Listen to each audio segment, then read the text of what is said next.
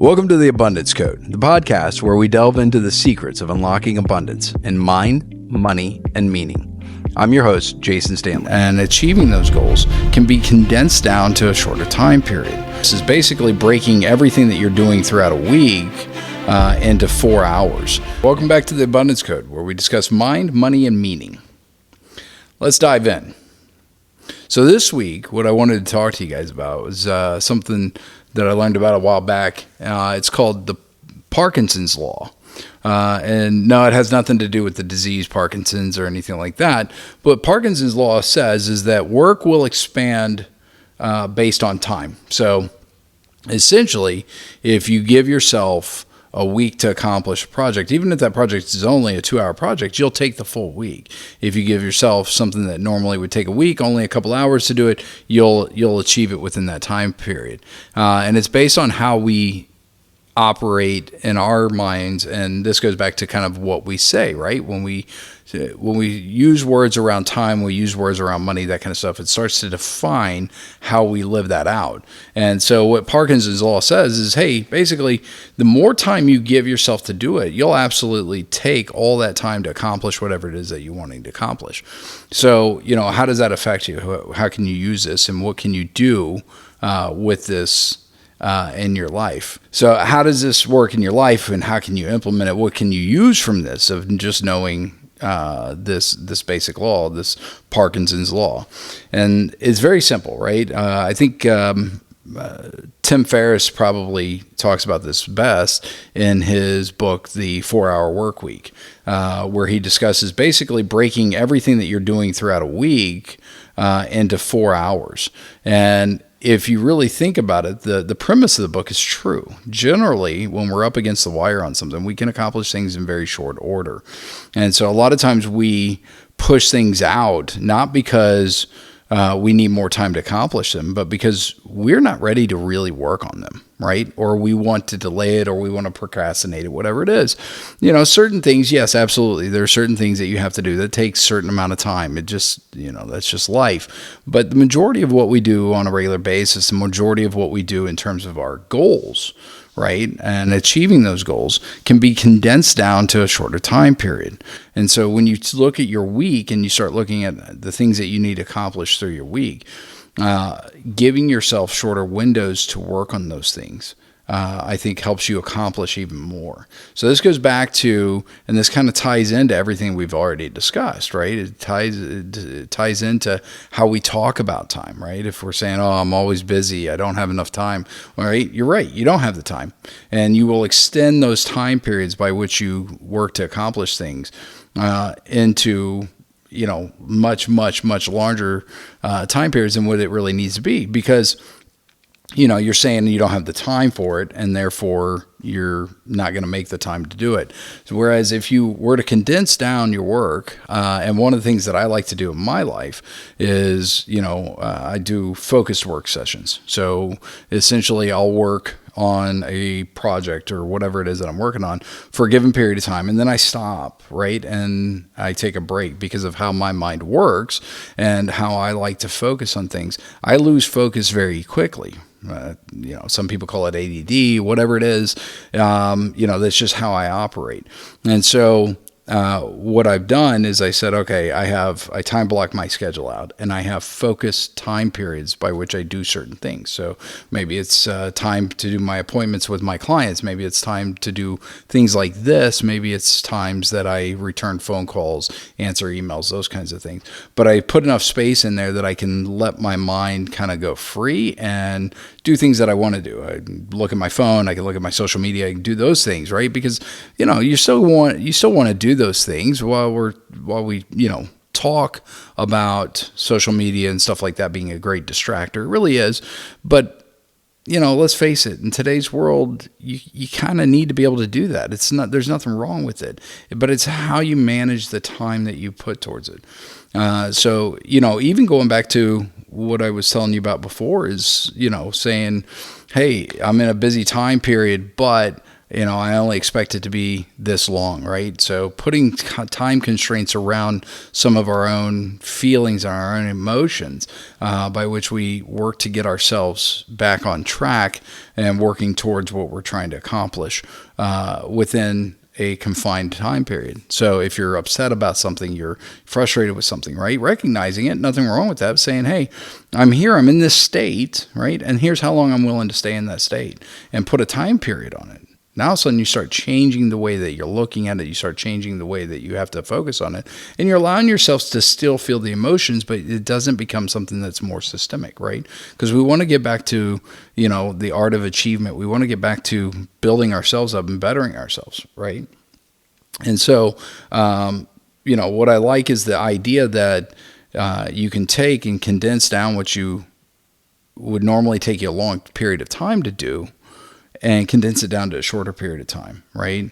And maybe it's kind of like the old adage of, how do you eat an elephant? It's one bite at a time kind of thing. So you can take these gigantic, tasks that you have, or these big projects that you're working on, and condense them down into more of a timely fashion, and accomplish them a lot faster. There's recently a movie that was out, and I'm blanking on the name of it right now. But it was on Netflix. It was, about these African-American women in World War II who were tasked with figuring out where all this mail was going to go, and they had to sort all this mail. And I forget the total number, but it's an ungodly amount of mail that they were tasked to getting to all the soldiers within a 6-month period, and they did it in 90 days. And they did it by condensing down the time, and each person focused on a little different area. They also gave themselves time to sleep and go get hair done and stuff like that. There's a scene in the movie where the general comes and he walks in and he sees that they have a beauty parlor, and he's just beside himself. They should be working around the clock and stuff. But, we need those rest periods. It's just like when you work out, you have to have that rest period. And so you can exhaust yourself working on a task sometimes if you're not giving yourself the rest. So using the understanding of Parkinson's law, right, that work expands to fill time, that says that basically if you give yourself this amount of time, that's how long you're going to take for it. But also, too, using that to recognize when you need time to rest, right? And I would argue and say that also expands to fill time, right? So we can expand our work, we can expand our rest too, sometimes too long than we need. So it's understanding what you need and being honest with yourself about the time periods that you're working on, right? So if you're at work, being focused on that and doing it with focus, and then when you're at rest, putting that time constraint on there, right? Everybody knows somebody, right, who's always at rest, right? They're watching TV nonstop. It's all day, every day. They don't really ever accomplish anything and that kind of stuff. But I like the idea of being able to use this strategy and recognizing that, we really do. We fill time based on our language. And so I don't think that it's anything mystical. It's funny that it even has the name of Parkinson's law, right? So like it's this universal law. No, it's just how we communicate, right? So if we say, all right, I have this, or I'm this, or I'm that, whatever follows is the time periods that we usually give ourselves to do things. And that's the time period that will accomplish it. Now, I'm a great procrastinator, right? I struggle with that in a wonderful way in my life on a regular basis, and will often wait till the last minute to do a lot of different things that I'm working on, right? And so I recognize that about myself, and it's an internal struggle that I work on a regular basis. I'm not going to tell you that I've got it down, and nor have I necessarily made it better. I've just figured out how to work with it, and in that light, one of the things that I'm not a big proponent of is this idea that you have to fix everything that you're not good at in your life, right? So a lot of times we go, oh, well, I'm not good at, like I was just saying, working or doing certain activities in my business, stuff like that. I think recognizing where you're weak at is the key to success. If you can improve just a little bit, that helps you out exponentially. But then bringing teams of people around you that can help offset your weaknesses. I'll give you an example. So in my world, I meet with a lot of clients, and I need to be able to keep notes on those clients, right? I need to keep notes on what we talked about and how we worked, what the things that we're working on, what our plans are, the kind of stuff, what their plans are, and all of that. But I hate doing that, right? I love the part of interacting with the client. I love the part of, helping clients in their financial lives and that kind of stuff. I love all of that. I hate sitting down to do the menial task of inputting information that I've discussed into the computer and saving it and all that stuff. So what I've done is, I have different ways that I manage that. I sometimes can record a meeting, right, and let AI transpose that into a brief for me. Or what I've done also is I've hired people that come sit in on my meetings, right? They're tasked with helping me with my clients. And one of the things that they do is they sit on the meetings, they take notes, and then they put the notes into the system for me. And it frees me up to focus on the other things that I'm good at. So I'm not a big proponent necessarily of saying, oh, you have to improve all these things in your life that you're bad at, right? It's a matter of recognizing where you're at and then trying to work to essentially redeem your time, right? That sucks away from you. So if you can buy back your time that you would normally spend on that by bringing somebody in or hiring a service to help you with that, that's great. There's just some things we're not naturally good at. That's what makes a team so great. Is a team should be people that feed off of each other. But you can also use this idea of Parkinson's law with your team as well.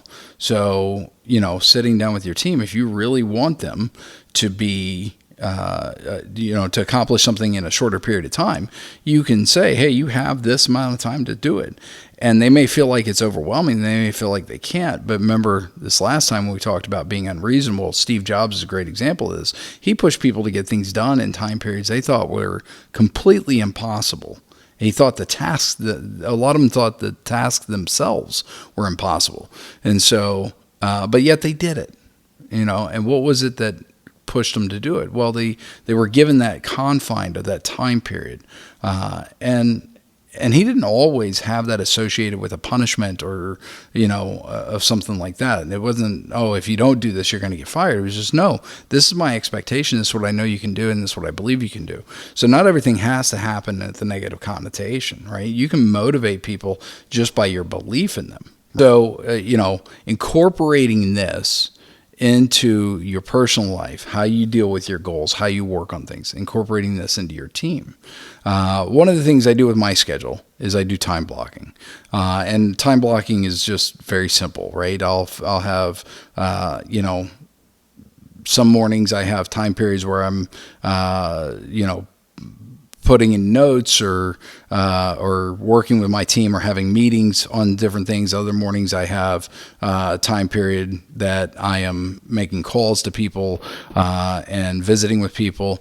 I have certain times throughout the day, let's say like 2 to 4, I'll have meetings, right? And that's the time period that my team is allowed to schedule a meeting. Right?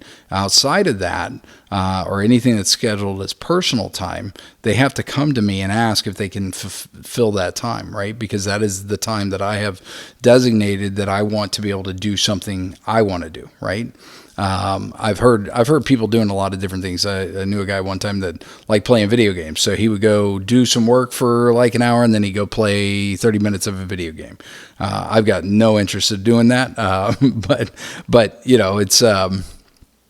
it's breaking up your time so that you're still getting rewarded out of your day. And I am one of those people that I cannot do the same thing day in and day out.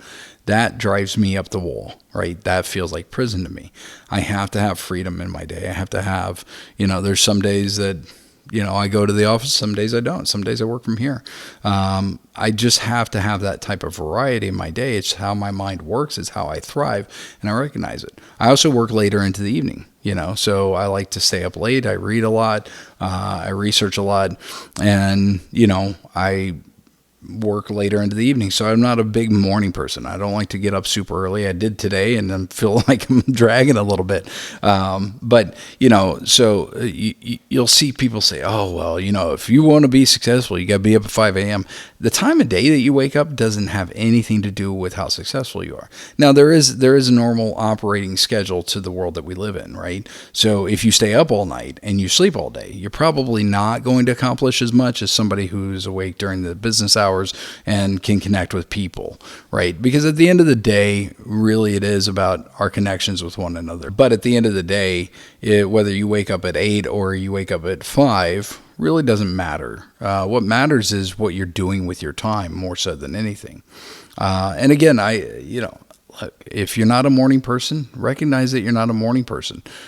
Set your meetings a little bit later. I know that about myself. I generally try not to have anything scheduled before 9 in the morning in terms of meetings. And I definitely don't want any client meetings before 10 o'clock because I am not at the peak of who I am until that time, right? I take a little bit longer to get ready and get going in the morning. I have a little routine I like to do and that kind of stuff. So there's no right or wrong answer, right? There's a ton of information. There's a ton of people out there that are like, oh, join the 5 a.m. club. Well, that's stupid. So it's not like you have to be part of the 5 a.m. club, right? I got up super early for a long time. I spent 7 years in the military. I had to be up early. I had to go to PT, physical training every morning, that kind of stuff. I don't miss it. I don't want to do it again. I didn't enjoy it when I did it. I just don't want to have to do it, right? I guess it's my chronotype or something like that, my body works best, my mind works best a little later in the morning. And I really really come alive later in the afternoon. I have a lot of energy later in the afternoon and into the evening and that kind of stuff. So I use that to my benefit. I just recognize that the morning times are not my strong point, so I try to reduce the amount of work that I'm putting on myself during that time because I know how my mind works, I know how my body works, and I know that I won't give it my best and I won't be fully focused on it.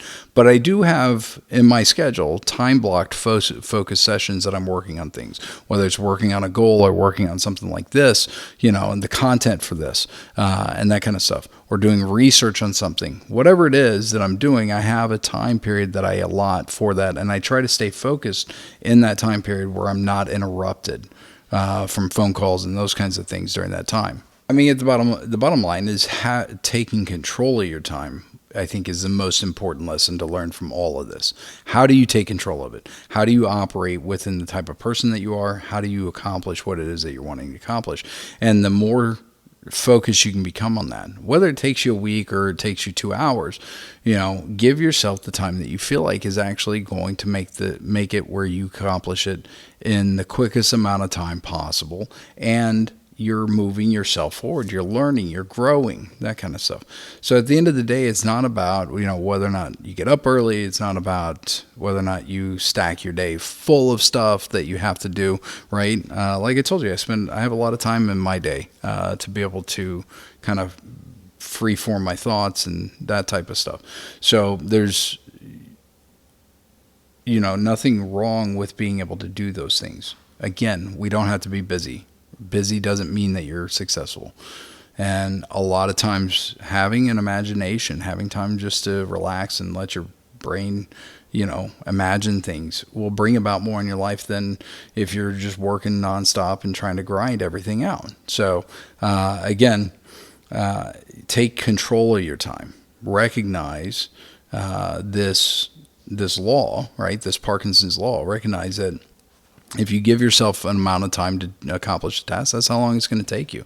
So, and there's a lot of things, I'm not saying everything can, but there's a lot of things that you do on a regular basis that you can condense down, and that will help you free up your time to be able to focus on other things and help make you a better person, help you grow, and help you achieve more. Those are the thoughts that I have for today. I'll let you guys get back to your day. Like I said, take control of your time.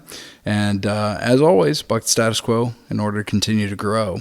And we'll talk to you soon. Have a great day.